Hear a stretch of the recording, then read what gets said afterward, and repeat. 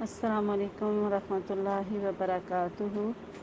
حضرت ابو قتادہ سے روایت ہے، کہتے ہیں کہ نبی کریم صلی اللہ علیہ وسلم نے فرمایا، مجھے اللہ تعالیٰ سے امید ہے کہ یوم عاشوراء کا روزہ گزشتہ ایک سال کے گناہوں کا کفارہ بن جائے گا۔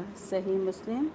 سبحان اللہ۔ حدیث کا مفہوم بالکل واضح ہے کہ اللہ کے نبی صلی اللہ علیہ وسلم نے فرمایا کہ یوم عاشوراء سے مراد 10 محرم کا روزہ جو ہے وہ مجھے اللہ تعالیٰ سے امید ہے کہ انشاءاللہ وہ گزشتہ ایک سال کے گناہوں کا کفارہ بن جائے گا۔ اصل میں بات یہ ہے کہ نبی کریم صلی اللہ علیہ وسلم جب مکہ سے ہجرت کر کے مدینہ تشریف لے گئے تو آپ نے دیکھا مدینہ کے یہودی 10 محرم کا روزہ رکھتے ہیں۔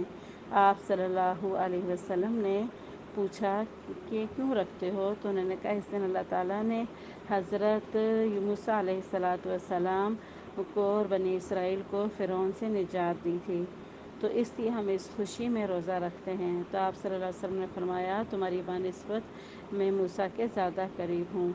تو پھر آپ صلی اللہ علیہ وسلم نے فرمایا کہ اگر آئندہ سال میں حیات رہا تو میں بھی روزہ رکھوں گا۔ اور پھر اسی طرح آپ نے کہا فرمایا یہ خالف الیہود والنصارى، یہود و نصارہ کی مخالفت کرو، وہ ایک روزہ رکھتے ہیں اور ہم 9 محرم کا روزہ بھی رکھیں گے۔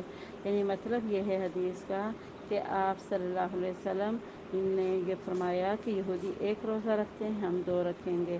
تو انشاءاللہ 9 اور 10 محرم کا روزہ رسول اللہ صلی اللہ علیہ وسلم نے ارادہ فرمایا تھا، لیکن آئندہ سال آنے سے پہلے انس کہتے ہیں کہ آپ دنیا سے رخصت فرما گئے تھے، تو آپ حیات ہوتے تو آپ ضرور روزہ رکھتے۔